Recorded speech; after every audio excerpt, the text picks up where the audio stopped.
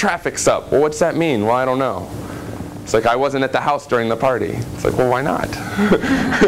Get in there. So anyway, that is a base concept, to remember that these are people in your house, and that you can't be there because they're everywhere. But you can commit to it and recognize its importance and say, you know what? I do need to be in that house on a regular basis. I do need to be in there and really digging in and seeing what rooms did they go to? Who did they talk to? What did they do? What did they eat? What happened such that the next party can be more successful? Right? It's the same concept. It's not foreign. You know how to do these things. It's just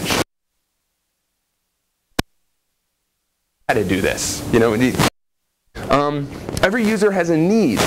Have you ever gone to a website to hang out? You yourselves are users. So when I say every user, users on your website, a user. Have you ever gone to someone else's website, just hang out? Just open the page and be like, hey, I'm going to have some coffee and look at this page. Have you ever done that? Raise your hand if you have. Except for this guy. Right? You're always there for a reason. Even in Facebook, you have a goal. Your goal in Facebook as a user is to see what your friends are up to. See what photos they've posted. You're there to get updates on their life. So you do a thing and you go to a page, you're there to see what new friends have found you, or you're there to find new friends. But you always have a goal. And every time you have a goal, there's actions associated. There's things that you're going to physically do on the web that are tied to the goal that the user has. Talk about Facebook. Facebook has value to you when it does the things that meet your need. Right? I need to see what my friends are up to. You go to Facebook. Hey, you can see what your friends are up to. Success. You achieved your goal. You're happy.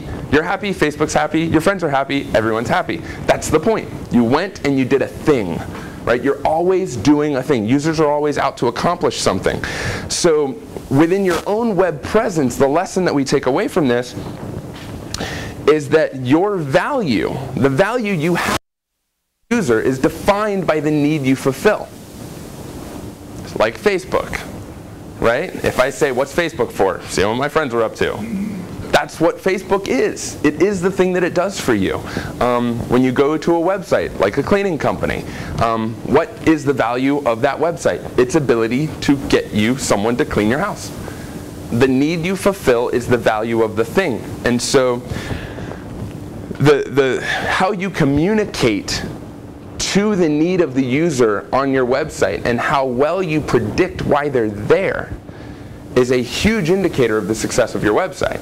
If I have a cleaning company and someone comes to my website and I have a big button that says, get auto insurance, that doesn't really gel. The reason they're here doesn't meet with the thing that they want to do. So aligning what the user wants, understanding it's a person in your house asking for a thing.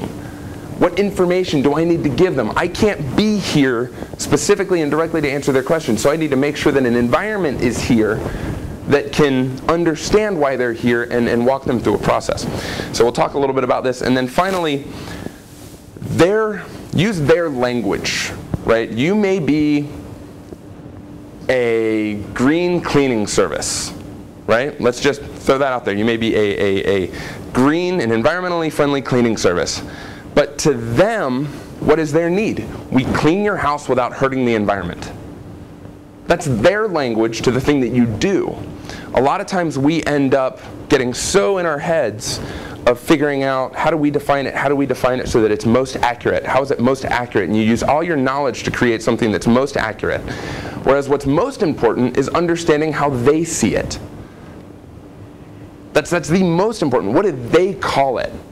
How did they reference it? What did they know about it? How much do I have to teach them?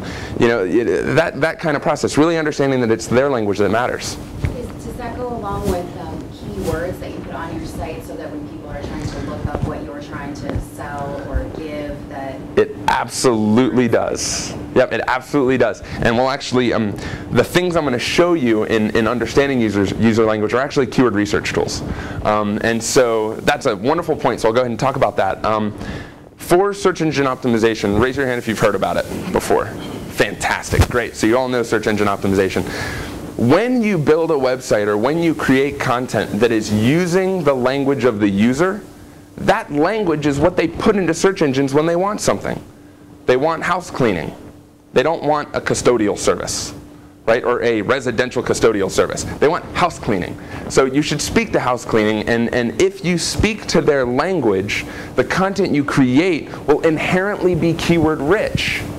Inherently. Now there's a bunch of other things you can do, and that's a whole nother training session to really fully SEO optimize a website. And we'll touch on it a little bit towards the end. But that's absolutely it. If you're user-centric, the SEO is kind of already, will kind of take care of itself. So we'll go ahead and move right into learning user language.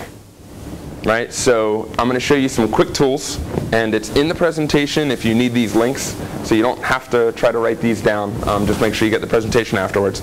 But all from Google that do an amazing job of helping you understand users. And these are SEO tools as much as they are just understanding users and what users want and how users reference things.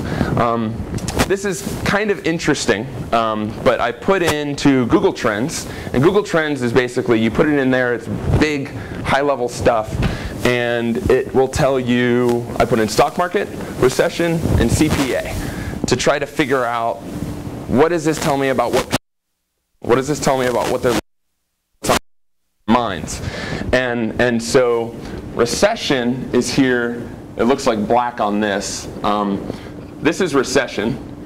This is stock market. And then CPA is this line here, this kind of orangey one. So the interesting trend here is that there's a blip in the stock market and a blip on recession. Nothing. And then a huge bit on stock market. People, what's going on with the stock market, Googling stock market. And then huge increase in media coverage on recession, and big increase on people interested in the recession. And from that point on, recession and stock market went hand in hand.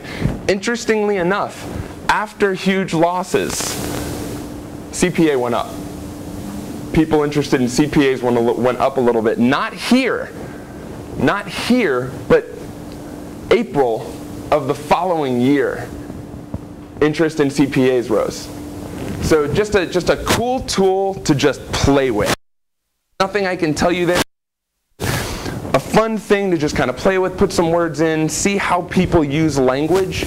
Right here, recession would have not been a buzzword back here. No one was talking about recession. If you had recession on a website, they'll think you're crazy. Everyone's thinking recession.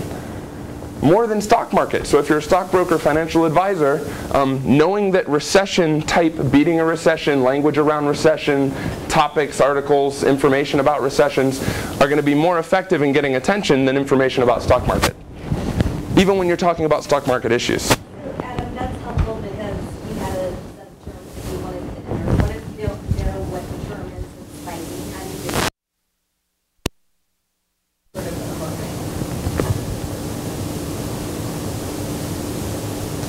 So there's two ways to do that. I'll skip one of them, go straight to this. Two ways to do it. Number one, this tool is the Google site-based keyword. Up at the top. And you already have on your website, Google all kinds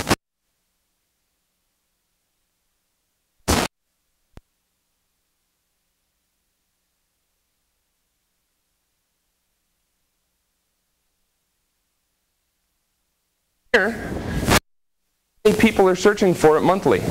So you can see that tax preparation past month has twice as much volume as accounting services.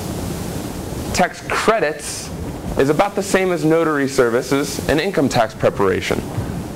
And you can get an idea how many people are searching for what and which keywords are more on their mind just by putting in your own website. So when you're creating content and when you're naming your services or saying, this is what I'm going to call this, or I'm going to make this page of my site, I would say that tax preparation is a pretty important preparation in North Carolina. page on your site for tax preparation CPA or tax preparation